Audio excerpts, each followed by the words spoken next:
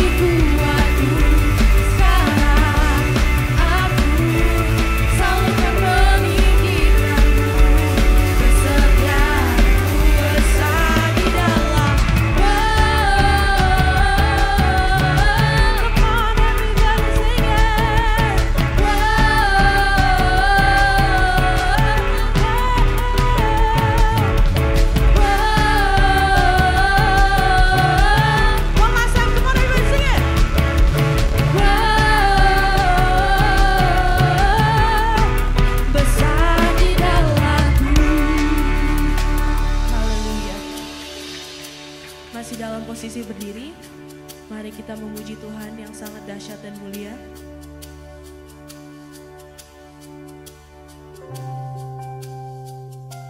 We have a God that has great plans for us. Plans to prosper us and not to harm us. He is a God who cares about you and has never let you go. So let us lift our hands and sing this song. For He has been here in every step. Every step I take led by Your way.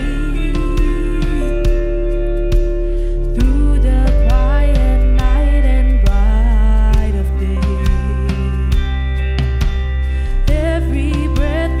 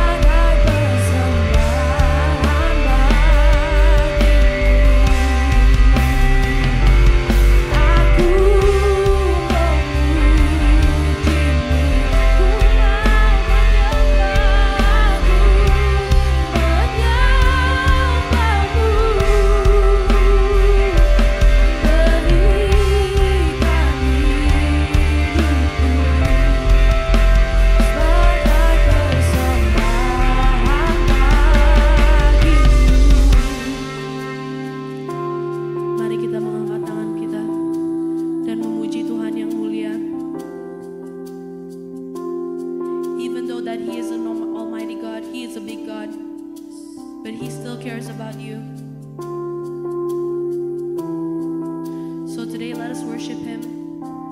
Let us praise Him. Say, I need you, Jesus. Say, thank you, Jesus. Sing your heart to Him. And even if you don't have anything to sing, He still listens to your heart because He cares about you. But today, let us give our best to Him and let us sing to Him, for He is a good God. Say thank you, Jesus. I wanna thank you, Lord. I wanna thank you, Lord. You have been so good. You have been so good, Lord. You have been so good to me. Lord, help me understand your word. Lord, help me be in your presence. Lord, help me understand you, Lord. Lord, help me trust your plans for me. I need you, Lord, in my life. 'Cause I know you're a God that's more than able.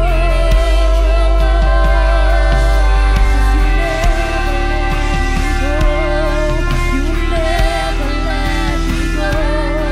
You never let me go. I don't understand your plan, I don't understand, but help me believe in your way.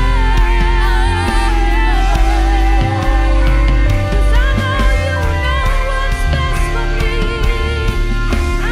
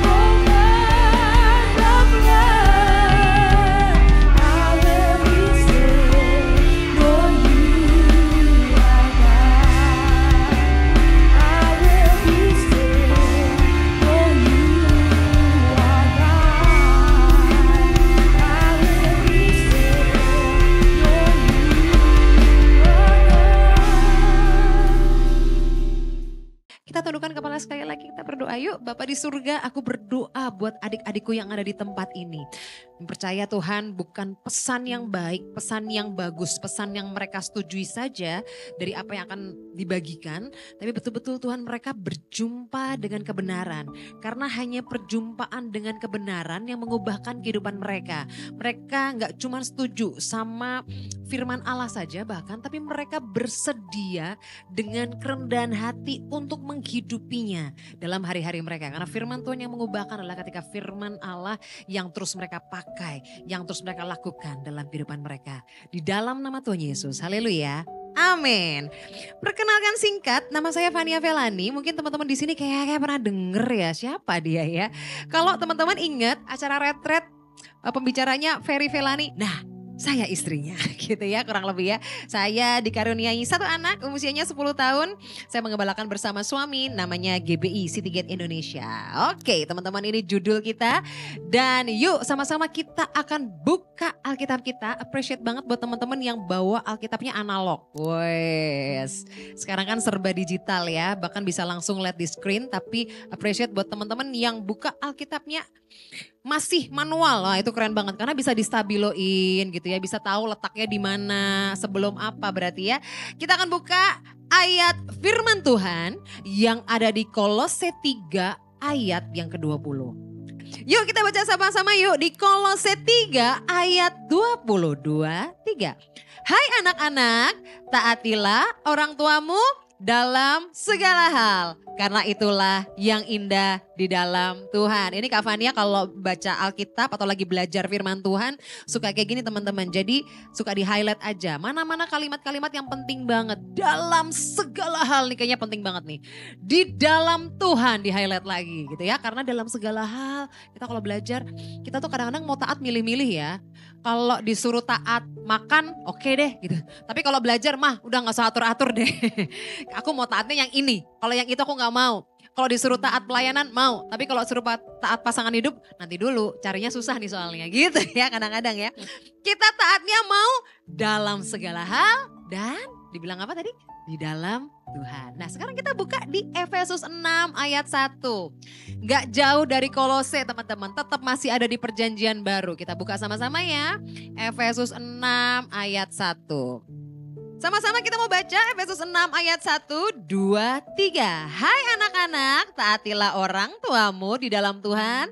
Karena haruslah demikian. Bahkan teman-teman kalau mau terusin lagi ayat 1, 2, 3 itu keren banget loh. Dibilang apa kalau kita taat sama orang tua? Dibilang kamu akan berbahagia dan panjang umurmu di bumi. Bahkan di ayat 2-nya dibilang apa? Ini perintah yang penting. Wow, kalau Alkitab itu udah kuat banget ngomong, itu berarti penting banget. Apalagi ditulis secara apa ya, literally ditulis banget gitu ya. Penting, ini perintah yang penting gitu teman-teman. Ini berarti penting banget. Karena kalau enggak sampai diulang, enggak sampai diomongin penting. Teman-teman, hari ini kita akan bicara soal dan akan belajar soal menaati orang tua. Terima kasih teman-teman, Alkitabnya tetap dibuka juga boleh. Jadi di situ akan ada banyak firman-firman Allah yang kita bisa pelajari pada pagi hari ini. Yang pertama teman-teman, kalau mau menaati orang tua, apa yang harus kita lakukan? Teman-teman, kalau kita benar-benar lakukan 3 hal ini aja dengan sungguh-sungguh, Kak Fania percaya loh, kalau kita ketemu lagi beberapa waktu kemudian, Kak Fania gak heran lah kalau kalian diberkati Tuhan luar biasa. Kak Fania gak heran lah kalau kalian terus mengalami sukacita yang penuh karena kalian taat sama firman Allah gitu ya. Karena menaati orang tua tuh kalian tuh sedang menaati Tuhan gitu ya. Kalau hari ini kita bilang, oh saya cinta Tuhan loh, saya taat sama Tuhan, saya pelayanan dan segala macam. Coba cek bagaimana cara kalian memperlakukan orang tua. Nah ini penting sekali. Makanya kalau kalian menaati orang tua ini masa depan kalian tuh Kak Fania udah pasti yakin banget kalian akan luar biasa. Nah apa yang perlu kita lakukan? Oke, yang pertama adalah memandang orang tua sebagai anugerah dari Tuhan. Katakan anugerah, 1, 2, 3. Sekali lagi katakan 1, 2, 3, anugerah. Kak kok bisa anugerah? Kak Fania gak tahu orang tua saya. Tadi pagi Kak Fania juga bercerita, ada teman Kak Fania dari kecil dia itu tumbuh besar dengan orang tua yang mereka tuh kayak nggak mau berusaha gitu loh Kak gitu ya. Mereka tuh kayak nggak mau berusaha. Jadi kami dalam kondisi ekonomi yang terus-terusan di bawah sehingga saya kalau mau bayar uang sekolah saya harus ketemu sama om saya. Kadang-kadang om yang satu, kadang-kadang ke tante yang berikutnya. Om, tante boleh dibantu nggak? Saya mau bayar uang sekolah. Kayak gitu. Sementara teman-teman saya yang lain kayaknya kalau buat anak sekolah atau anak makan mereka tuh kayak lakukan segala cara gitu loh memperjuangkan. Ini kalau saya enggak, inikah yang Kak Fania sebut anugerah? Tolonglah Kak, belum lagi ada seorang teman yang sama kayak kalian gitu ya. Abis komsel, abis berkomunitas, abis main bareng gitu tiba-tiba aku anterin kamu ke rumah ya. Suka gak mau teman-teman. Jadi Kak Fania kalau pergi sama teman itu suka disuruh turunin di mana gitu ya. Jauh banget gitu, ke rumah kamu yang mana sih? Enggak mau gitu ya. Singkat cerita, ternyata dia baru setelah bertahun-tahun dia baru bilang, aku tuh malu. Di keluarga, maksudnya di kompleks itu udah terkenal. Karena papa aku itu masuk penjara gitu ya. Jadi karena kesalahannya dan segala macam, jadi saya malu. Bertahun-tahun saya hidup dalam rasa malu yang kuat kayak gini. Inikah yang disebut anugerah Kak Fania? Kak Fania gampang banget bilang bahwa sebutlah orang tua sebagai anugerah. Tapi gak bisa, ini orang tua malu-maluin gitu ya. Kadang-kadang kalau kita lihat sesuatu sebagai anugerah, wah ini anak lahir ini anugerah. Kita foto, taruh Instagram segala macam. Kita foto sama mama papa kita ini boro-boro. Malu gitu. Belum lagi Kak Fania punya anak mentor. Dia bilang gini, Kak kayaknya aku ada masalah emosional hari-hari ini karena masa lalu aku deh. Aku tuh orangnya tertutup banget, gak pernah cerita. Bahkan kalau bisa orang lain gak tahu kejelekan saya. Berat gak hidup kayak gitu? Berat ya? Padahal setiap manusia pasti punya kelebihan dan punya apa ya? Punya strong point and weakness point gitu ya. Semuanya sama, ada hal yang harus kita ubah gitu ya dalam kehidupan kita. Ada yang memang kita unggul di sana. Udah tenang aja, tapi dia tuh orang yang gak mau kelihatan jelek di mata orang lain. Singkat cerita ditanya kenapa, dicari akarnya segala macam. Jadi gini Kak, saya lahir dan besar dengan papa saya yang bekerja sebagai bandar judi. Dia bilang gitu ya, sebagai bandar judi. Jadi betapa malunya saya kalau di sekolah saya harus tulis profesi orang tua apa. Saya tulis businessman dan segala macam. Tapi kalau mereka sampai tahu, jadi sampai dengan hari ini tidak ada satu anak pun gitu ya. Teman saya deket sekalipun kalau bisa jangan deket. Supaya mereka nggak tahu apa yang dikerjakan papa saya di rumah. Gak ada temen yang main ke dia, gak ada dia curhat sama temennya apa yang terjadi di rumah, enggak. Dia malu, dia tutupin dirinya begitu rupa. Jadi teman-teman, orang tua kita kadang-kadang mereka punya kelemahan dan punya keterbatasan. Tapi kok kita bisa bilang sih bahwa mereka anugerah dari Tuhan.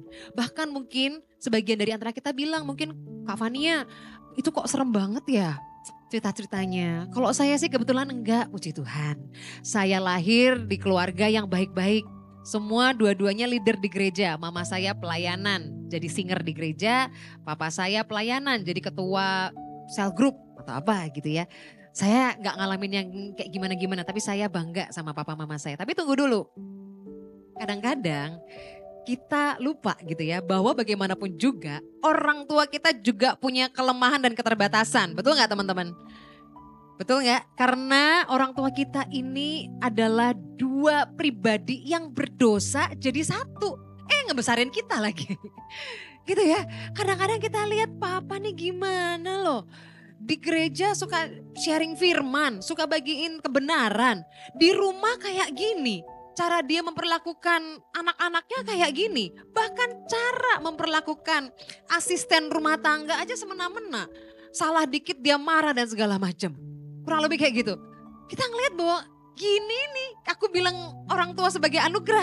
Kayaknya enggak deh, ini penuh kemunafikan, asik gitu ya. Ini penuh kemunafikan, saya gak mau kayak gini. Kok dipandang sebagai anugerah? Kalau bisa, aku jadi punya orang tua yang biasa-biasa aja deh gitu ya. Yang gak neko-neko deh. Kok kayak gini kan jadi bingung ya. Banyak anak-anak sampai saya tuh kadang-kadang suka tanya gitu ya. Sama anak-anak hamba Tuhan, hey kamu rasanya gimana?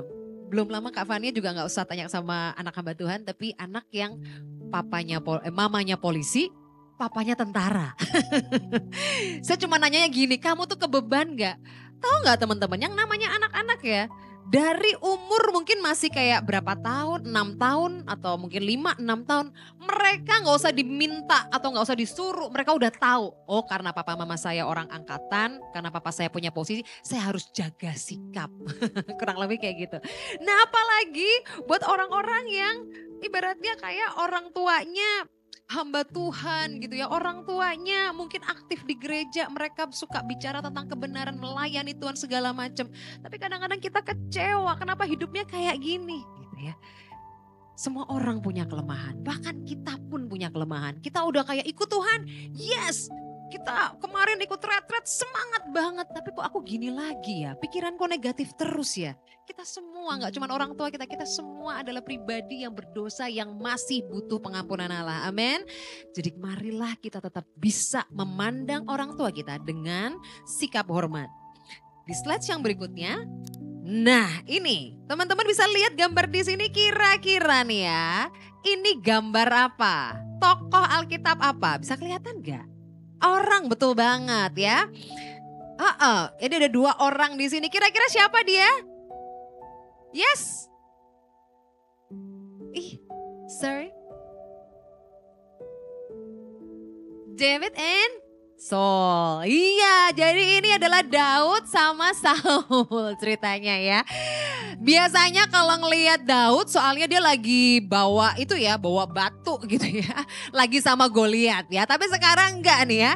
Daud sama Saul di situasinya di mana nih ya?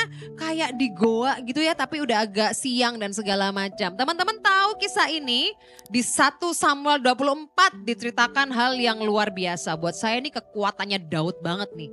Kita suka lihat Daud, oh dia seorang yang pemberani dan lain gimana. Tapi di sini nih saya melihat Daud kuat banget, orang yang keren banget.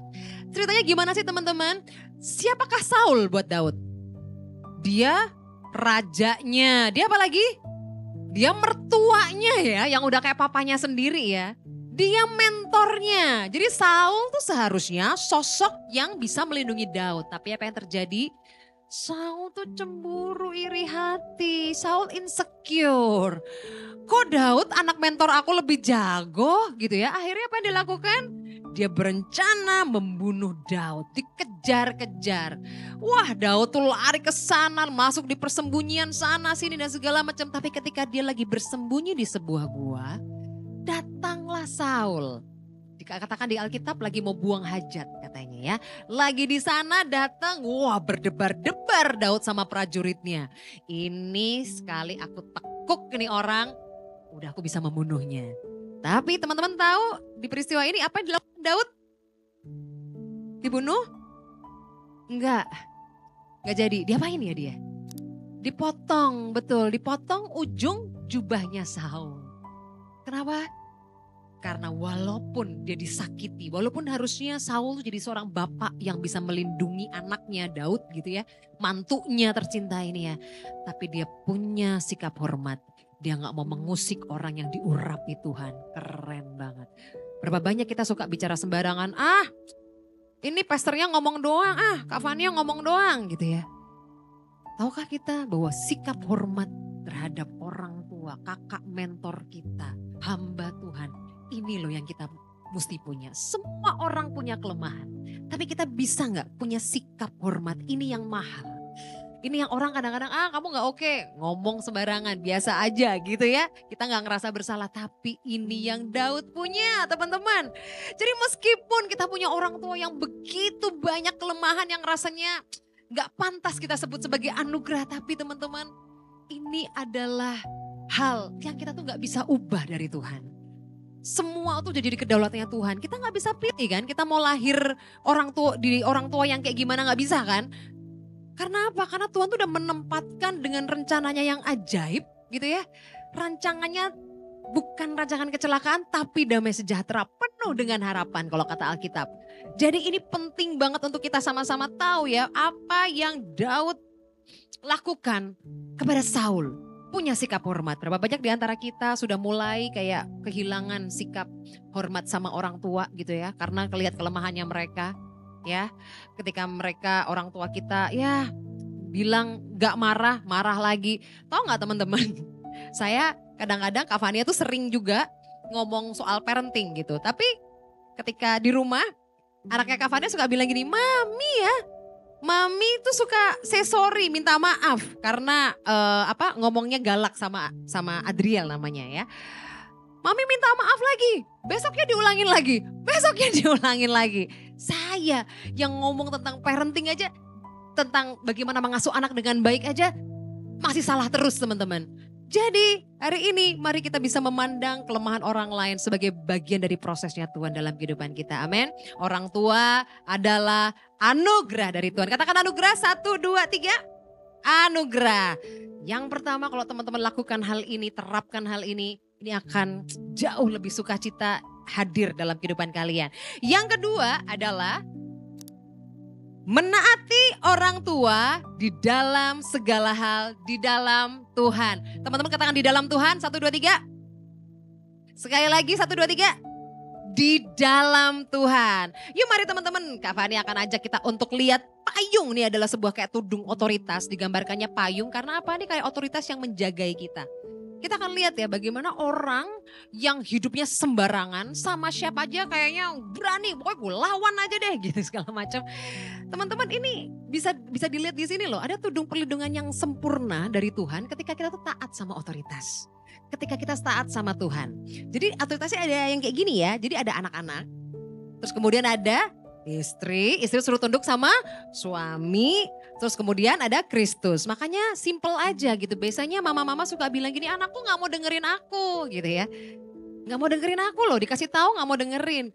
Dilihat aja, mamanya, istrinya hormatin papanya gak? Enggak. Mamanya kalau ngomong sembarangan, bahkan cenderung merendahkan suaminya. Gak taat sama otoritas nih, melawan otoritas nih. Akhirnya anaknya ya udah gitu ya. Anaknya nggak bisa lihat ada otoritas dalam keluarga ya dia sembarangan aja hidupnya. Nah ini penting banget. Makanya orang tua sebenarnya kalau di sini orang tua tuh harus benar-benar hidup sesuai dengan standarnya Kristus, hidup dalam kebenaran supaya dia bisa mewariskan, meladankan iman. Gambarnya kayak gini. Nah, kita akan belajar sama-sama ya teman-teman ya. Di gambar ini teman-teman, yang pertama menaati orang tua, kayak tadi ya, ayatnya begitu banyak yang ngomongin hormat dan taat sama orang tua. Menaati orang tua tuh artinya taat sama perintah Tuhan. Berarti kalau kita nggak menaati orang tua, kita sedang melanggar firman Allah. Gitu ya teman-teman ya. Ini aja, ini udah patokan yang paling standar aja. Teman-teman di sini bilang, oke Kak, aku mau hidup bagi Tuhan, aku mau melayani, aku mau bersaksi, aku mau dipakai Tuhan dahsyat. Aku kalau ditanya sama kakak-kakak di sini, mau nggak melayani jadi A, B, C, D? Yes, aku pokoknya mau. Bagus banget. Tapi coba kita lihat cara kamu memperlakukan orang tua ketika di rumah seperti apa. Gitu ya. Wah, aku pokoknya keren Kak. Wow, udah punya prestasi segala macam. Tapi kamu taat gak sama orang tua? Ini kelihatan banget, gak taat sama orang tua. Kamu sebenarnya sedang hidup dalam ketidaktaatan terhadap Tuhan. Ini yang penting banget. Makanya honoring parents, honoring God. Terus kemudian taat pada orang tua, ini kita gampang banget untuk taat sama yang kelihatan harusnya gitu ya. Daripada taat yang gak kelihatan. Nah kadang-kadang juga gitu juga. Kamu bilang aku taat sama Tuhan. Sayang sama Tuhan, aku udah berkorban buat Tuhan. Tapi coba kita lihat bagaimana kamu memperlakukan orang tuamu. Ya, sama yang kelihatan aja kamu sembarangan. Apalagi sama yang gak kelihatan. Ibaratnya ada polisi di ujung jalan, kamu masih aja nerobos lalu lintas. Apalagi gak ada polisi, kan gitu. Ya gak? Allah itu sebagai perwakilan otoritas di bumi. Gitu ya, kalau kita langgar, padahal gini loh, dengan negara kita yang mungkin lagi, atau negara siapapun itu, yang mungkin lagi, wah kita nggak setuju sama kebijakannya dan segala macam, firman Tuhan aja jelas bilang hormatilah pemerintahmu, gitu ya, pemerintahanmu. Nah, ini kita juga sama, orang tua mau segimanapun, hormati mereka, taat sama mereka. Ini loh teman-teman, ini aja yang kelihatan kita nggak bisa praktekkan, apalagi taat sama Tuhan. Makanya ini jadi indikatornya kita ya. Kita mencintai Tuhan gak? Oh mencintai nih. Kita lihat caranya dia membelakang orang tua. Ah benar. Dia mencintai Tuhan. Cara dia mendengarkan orang tua, menemani orang tua, membuktikan dia taat sama orang tua. Taat sama Tuhan. Kalau taat sama orang tua di bumi aja dia mantap, apalagi taat sama Tuhan yang gak kelihatan. Kan gitu kalau dibulak-balik ceritanya ya. Kemudian taatnya bukan karena takut, tapi taat karena ngasihi. Teman-teman ini beda banget ya. Kita gak nyontek gitu ya, kita gak cheat karena waduh diawasin oleh teman-teman pengawas ya, kakak-kakak pengawas gitu ya. Tapi kalau dibebasin gitu aja kita masih cheat apa enggak? Kita masih nyontek atau enggak? Kan enggak kan ya, gitu loh. Jadi kita bisa lihat firman Tuhan di sini ya, bahwa kita ketaatan itu dasarnya adalah karena kita mengasihi orang tua kita, mengasihi Tuhan. Bukan karena kita takut, aduh kalau aku gak taat sama papa mama ntar gak dibolehin PS, ntar siapa yang kuliahin aku? Ntar siapa yang bayarin aku makan? Siapa yang akan ajak aku jalan-jalan? Siapa? Masih di sini, masih di orang tua. Ternyata ketaatan kalau cuman karena takut itu bukan ketaatan ya. Kita tertib karena kita diawasi, karena ada polisi, karena ada orang-orang yang berotoritas. Tapi kalau gak ada mereka masih hidup gak dalam kebenaran? Nah ini pertanyaannya. Jadi taatlah kita karena kita mengasihi Tuhan, bukan karena kita takut. Kadang-kadang kayak gitu ya, kita mengasihi ya karena kita masih butuh aja ya. Kita mengasihi orang tua karena kita masih butuh gitu. Kalau udah gak butuh ya mungkin gak lagi, bisa kelihatan dari situ. Ketika orang tua sudah berumur, udah gak berdaya lagi, udah gak bisa pimpin perusahaan, nah baru kita keluar nih gitu ya. Papa bisa apa sih gitu, aku paling tahu dan lain sebagainya. Jadi taat bukan karena takut. Dan yang terakhir adalah ini yang penting banget teman-teman, perhatikan betul di sini. Taat sama orang tua itu di dalam segala hal, di dalam Tuhan. Artinya apa kalau kita bicara di dalam Tuhan? Artinya Tuhan harus jadi otoritas tertinggi, otoritas puncak dalam apapun yang kita lakukan. Teman-teman, berapa banyak di antara kita yang sangat mengasihi orang tua, tapi sekali lagi ya, tapi apa yang terjadi? Orang tua kita kadang-kadang ngajarin hal-hal yang di luar kebenaran ya, kadang-kadang. Ya bener gak teman-teman? Kadang-kadang ya, contoh gitu ya, lagi antrian gitu ya, mungkin di mana teman-teman? Disneyland atau kemana? Ke Dufan atau kemana lagi, ke USJ gitu ya. Kita lagi pergi ke sana, ada antrian, ternyata saya lihat loh teman-teman, Kak Fania lihat dari orang tuanya sendiri bilang, udah kamu sana aja. Udah kamu sana aja, terobos aja gak apa-apa. Terobos aja gak apa-apa. Dia bilang kayak gitu. Anak gak diajarin antri gitu ya. Sekolah udah ngajarin antri baik-baik. Ngajarin queuing baik-baik. Orang tua malah gak apa-apa, terobos aja, terobos aja. Kita jadi anak jadi bingung ya. Kita nih harusnya gimana sih Pak, Ma? Bukannya nih ngelanggar ya. Kadang-kadang kita kayak capek aja teman-teman. Kayak kenapa sih Pak harus kayak gini? Kenapa sih Kak? Nanti kalau si om tante itu nanya, bilang papa lagi gak ada ya, oke. Kan bohong gitu ya. Kita gak diajarin bohong gitu ya. Kita gak diajarin bohong di gereja, di kebenaran firman gak bilang kayak gini. Kenapa sih? Kadang-kadang kita suka gitu ya. Lagi yang Kak Fania baru-baru ini alamin adalah gitu ya. Ada yang datang gitu. Kalau misalkan kita di sini makan all you can eat ceritanya. Wih, tapi kan all you can eat ada hitungannya ya. Kalau anak mungkin di bawah 10 tahun, tingginya 110, masih free gitu ya. Tapi di atas 10 tahun, tingginya 110 lebih atau berapa gitu ya, harus bayar full. Kadang-kadang apa yang kita lakukan gitu ya, orang tua kayak enggak kok dia masih 8 tahun. Ma kayaknya mama ini deh gak jujur deh dan segala macam. Teman-teman ini sering banget, ini kejadian sehari-hari yang kita alami. Terus kita gimana? Harus taat sama orang tua yang kayak gini.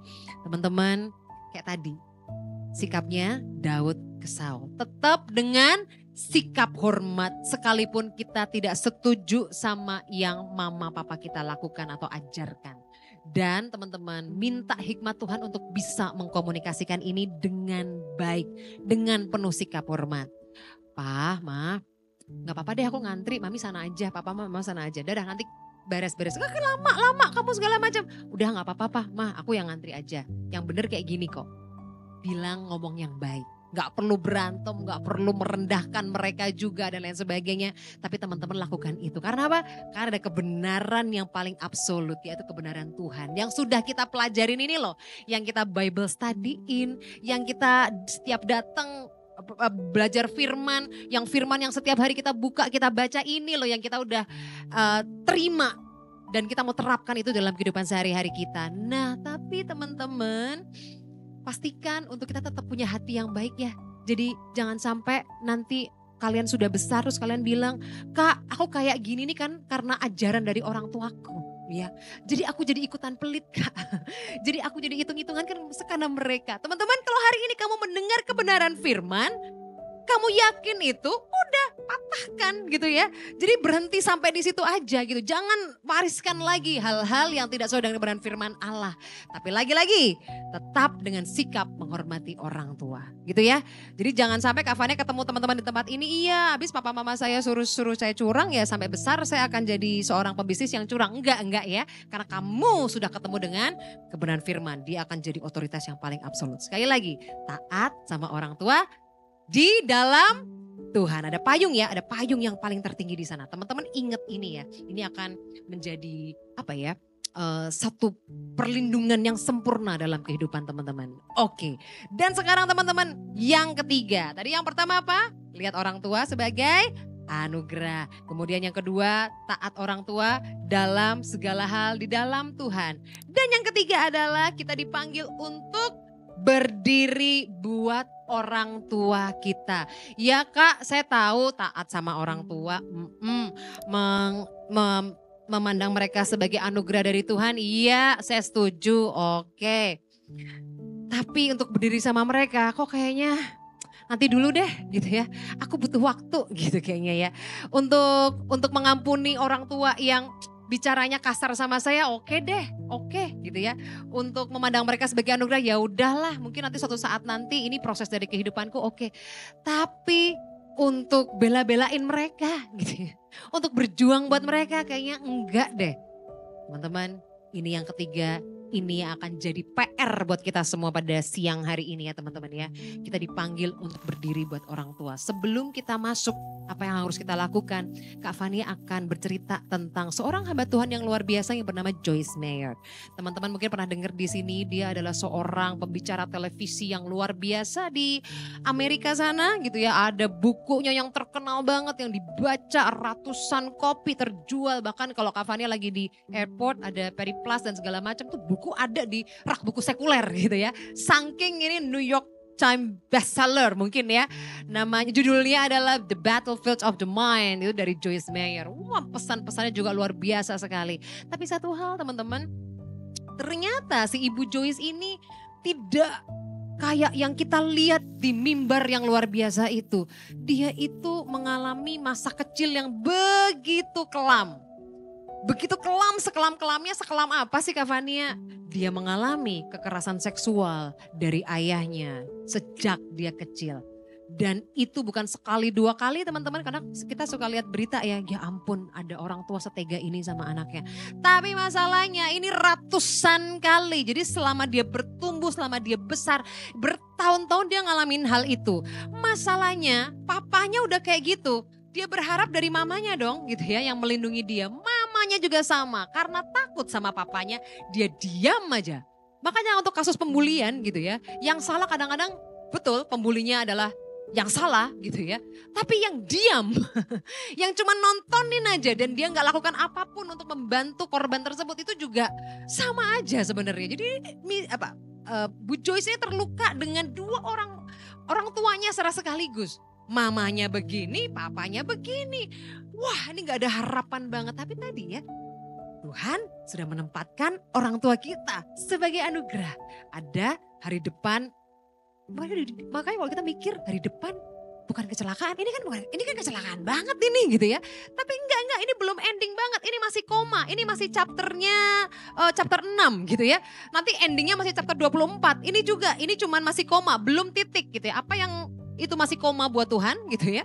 Itu jangan kita kasih titik deh gitu karena belum titik buat Tuhan. Nah, singkat cerita dia melayani Tuhan, dia bertobat dan dia diminta untuk mengampuni orang tuanya. Oke, ngampunin bisa ya dengan segala hal-hal yang mungkin mendukakan dia tetap memutuskan untuk yes, aku mau mengampuni dan akhirnya pengampunan itu terjadi. Sehingga dia tetap bisa melayani Tuhan dengan luar biasa dipakai Tuhan dahsyat. Udah ya? Tapi teman-teman untuk bertemu dengan orang tuanya lagi, untuk mengasihi lagi, untuk berdiri buat orang tuanya kan lain cerita ya.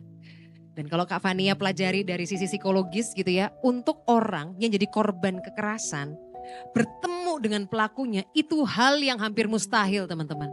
Kita kayak gak kuat gitu ketemu. Kita kayak wah tiba-tiba tercekat dan takut kita kayak terluka lagi gitu. Dan teman-teman, ini hal yang sulit tapi yang luar biasanya Ibu Joyce tetap mau melakukannya. Suatu kali dalam pelayanannya, Bu Joyce bilang gini, Tuhan bilang gini ke Bu Joyce, aku mau kamu untuk rawat orang tua kamu. Kamu udah pelayanan sampai sejauh ini bertahun-tahun, usia kamu udah segini juga, kamu rawat orang tua kamu. Orang tuanya udah sakit-sakitan, udah umur usia lanjut. Kemudian Bu Joyce dari yang tadinya gak mau gitu ya, yang cuman udah deh ngampunin aja gak apa-apa, tapi jangan deket-deket aku gitu ya. Sampai akhirnya dia membelikan rumah orang tuanya dekat dengan dia satu kota. Dan dia mau merawat orang tuanya sampai nanti akhir hidupnya dia meninggal. Karena umurnya udah lanjut. Satu kali mamanya menelpon Ibu Joyce ini. Karena kenapa? Papanya udah 1 minggu nangis terus. Papanya 1 minggu nangis terus. Terus dia cuma bilang gini, Joyce kamu boleh gak ke rumah? Siapa tahu ada sesuatu yang mungkin ayahmu mau sampaikan atau kamu bisa mendoakannya karena seminggu ini nangis terus. Akhirnya Ibu Joyce sama suaminya datang. Dan hari itu baru kali pertama Ibu Joyce mendengar ayahnya minta maaf. Tahukah teman-teman? Sebenarnya Ibu Joyce sudah luar biasa loh. Dia mengampuni orang yang even dia belum minta maaf sama dia. Even kelakuannya gitu terus ya udah, tapi aku udah mengampuni gitu ya. Tapi hari itu terjadi pemulihan karena ayahnya minta maaf. Bahkan minta maaf ke suaminya juga. Akhirnya terjadi pemulihan di sana dan yang paling spektakuler luar biasa adalah 10 hari dari hari itu ayahnya dibaptis. Siapa yang membaptis? Ibu Joyce sendiri. Dia membaptis ayahnya. Teman-teman, bukankah ini kabar baik? Orang yang tadinya mengerikan sekali dalam kehidupannya. Ini kayak seseorang yang Tuhan izinkan untuk mendapatkan kasih karunia. Wow, teman-teman. Dimulai dari apa teman-teman? Menaati orang tua kita. Kita udah pelayanan, Ibu Joyce sudah pelayanan kemana-mana. Macam-macam diakui oleh bukan cuma Amerika, oleh dunia. Tapi satu hal, Tuhan cuma mau dunia mendengar, dunia melihat bagaimana Ibu Joyce dengan segala luka dan kepahitannya. Dia tetap menghormati orang tua. Menaati orang tua, berdiri buat orang tua kita. Teman-teman 3 hal yang perlu kita lakukan. Yang pertama, Kak Fania gak tanya apakah kalian bisa, apakah kalian sudah, enggak. Kak Fania cuma tanya apakah kita mau bersedia berkata iya untuk mengampuni orang tua kita. Karena sakit banget loh, Kak Fania gak tahu seberapa lukanya saya gitu, seberapa malunya saya sama kelakuan orang tua saya. Hari ini masalahnya bukan bisa atau enggak, mau atau enggak. Karena yang memampukan kita tuh Roh Kudus. Gak ada segala sesuatu pun yang kita bisa lakukan pakai kekuatan kita sendiri. Dan yang kedua adalah, yuk mau gak kita sama-sama mengasihi orang tua. Hari ini berapa banyak di antara kita yang ambil waktu untuk dengarkan orang tua, temani orang tua kita. Kemudian juga mendengarkan mereka, gak banyak dari kita. Hari ini boleh yuk, kamu mungkin sibuk sama gadgetmu, sama teman-teman kamu, sama gamemu. Tapi bolehkah hari ini kamu ada buat papa mama kamu, at least makan malam sama mereka dan bercerita tentang apa yang kamu alami hari ini. Kemudian yang ketiga adalah, mau gak kita mau mendoakan mereka? Yes, mau gak kita mendoakan mereka? Doakan kesembuhan mereka, doakan bisnis mereka, doakan pelayanan mereka, bahkan doakan keselamatan mereka. Mungkin di antara teman-teman di sini ada yang orang tuanya belum mengenal Tuhan Yesus. Yuk teman-teman mulai doakan. Karena pemberian yang terbaik adalah doa-doa kita. Bagaimana papa mama kita bisa bersama-sama dengan kita nanti. Gitu ya. Bagaimana orang tua kita menerima keselamatan. Mereka menerima Tuhan Yesus sebagai Raja dan Juru Selamat dalam kehidupan mereka. Sebagai satu-satunya Tuhan dalam kehidupan mereka. Yuk sama-sama teman-teman. Kak Fani ajak kita untuk menundukkan kepala. Bapak di surga, aku mengucap syukur untuk pesan Tuhan pada siang hari ini. Aku percaya Tuhan Yesus, kami mau jadi pribadi-pribadi yang mau meresponi firman Allah. Karena cuma setuju sama firman Allah itu gak mengubahkan kami Tuhan. Sampai kami mengambil tindakan untuk kami mau melakukannya dengan kekuatan yang dari Tuhan. Kami berdoa Untuk adik-adikku yang ada di tempat ini Tuhan Yesus, mereka akan menjadi pribadi-pribadi yang terus memandang orang tua mereka sebagai anugerah dari Tuhan. Kelemahan-kelemahan yang ada, keterbatasan yang ada tidak membuat mereka untuk enggak punya sikap hormat terhadap orang tua mereka. Aku juga berdoa Tuhan Yesus untuk adik-adikku di tempat ini untuk menaati orang tua di dalam segala hal, di dalam Tuhan.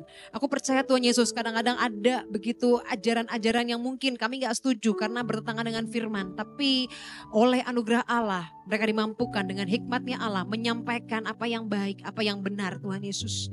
Aku berdoa setiap mereka boleh terus menaati orang tua sebagai perwujudan ketaatan mereka terhadap firman Tuhan. Nah, aku berdoa Tuhan Yesus untuk anak-anak, mereka boleh berani berdiri buat orang tua mereka. Mereka boleh mengampuni, mereka boleh mengasihi, mereka boleh mendoakan orang tua mereka setiap hari di dalam hari-hari mereka. Terima kasih Tuhan meteraikan firman-Mu Tuhan.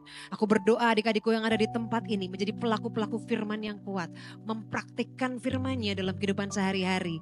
Jadi seisi rumahnya, keluarganya boleh melihat ada perbedaan ketika mereka betul-betul sungguh-sungguh taat sama firman. Di dalam nama Tuhan Yesus Kristus. Yang percaya semua katakan amin. Bagi saudara-saudara yang diberkati Impact Community Indonesia dan ingin memberikan persembahan atau donasi, dapat disalurkan ke rekening Bank Gereja Impact Community Indonesia dan Yayasan Tangan Pengharapan, serta QR Code BCA Mobile, GoPay, OVO, Dana, Shopee, dan link aja. Ibadah Impact Community Indonesia menjadi 5 sesi. Ibadah jam 8 pagi, jam 10, jam 12 siang, jam 3 sore, dan jam 5 sore. Seluruh ibadah berlangsung onsite di Mall of Indonesia, lantai P3, Kelapa Gading, Jakarta Utara.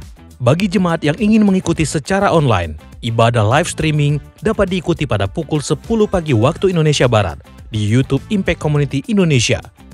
Mari bersama-sama untuk datang dan mengikuti 60 Minute Worship secara onsite setiap Rabu malam pukul 19.30 waktu Indonesia Barat, langsung di Gereja Impact Community Indonesia, Mall of Indonesia lantai P3. Mari bawa keluarga dan ajak orang-orang yang Anda kasihi. Impact Community Indonesia Friday Service. Ibadah setiap hari Jumat yang ditayangkan secara online pukul 19 waktu Indonesia Barat. Ibadah Saturday Service. Ibadah Sabtu Impact Community Indonesia ditayangkan online setiap Sabtu pukul 19 waktu Indonesia Barat di YouTube Impact Community Indonesia. Setiap ibadah online Impact Community Indonesia sudah tersedia subtitle dalam bahasa Indonesia, bahasa Inggris, dan Mandarin. Anda dapat mengaktifkan dengan klik tombol CC atau closed caption pada layar Anda. Spesial bagi kaum muda, ibadah Impact Youth pukul 17 waktu Indonesia Barat di Mall of Indonesia lantai P3. Bagi jemaat di luar kota Jakarta dapat menyaksikan ibadah youth secara online di YouTube Impact Community Indonesia. Bagi Anda yang ingin tahu lebih banyak tentang firman Tuhan, dapat bergabung dalam Bible Study Impact Community Indonesia melalui virtual setiap 2 minggu sekali pada hari Sabtu pukul 9 pagi waktu Indonesia Barat. Pendaftaran ini gratis dan dapat dilakukan dengan mengisi form registrasi melalui scan QR Code atau dapat menghubungi nomor yang tertera di layar Anda. Saksikan Menabur Cinta untuk Indonesia setiap Sabtu jam 11 waktu Indonesia Barat di YouTube Tangan Pengharapan. Ikuti Daily Devotion setiap hari Senin sampai dengan Jumat jam 6 pagi waktu Indonesia Barat di YouTube Henny Kristianus serta pukul 7 pagi waktu Indonesia Barat di YouTube Yohanes Kristianus. Impact Community Indonesia memiliki sebuah komunitas untuk kita bertumbuh bersama. Bagi Bapak Ibu Saudara yang ingin bergabung di Komsel Impact Community Indonesia, dapat mengisi link form pendaftaran di bawah ini. Bagi Anda yang rindu menjadi jemaat Impact Community Indonesia, dapat mengisi Google Form atau scan QR Code di layar Anda. Saudara dapat mengirimkan permohonan pelayanan doa dan konseling, atau jika Anda memiliki doa yang terjawab, serta kesaksian atas jawaban doa Anda, melalui Google Form, WhatsApp, atau email impactcommunity.id@gmail.com. Bagi Anda yang rindu untuk dibaptis, Anda dapat mendaftarkan diri Anda dengan scan QR Code yang ada di layar kaca atau menghubungi kami di 0811 9777 745. Tangan Pengharapan memproduksi merchandise Positive by YTP dan batik Tangan Pengharapan untuk menolong pendidikan anak-anak pedalaman Indonesia. Pembelian dapat dilakukan di online store Tangan Pengharapan, di Tokopedia, Shopee, dan WhatsApp merchandise Tangan Pengharapan di 0813 1100 5568. Temukan dan ikuti media sosial kami di YouTube dan Instagram Impact Community Indonesia.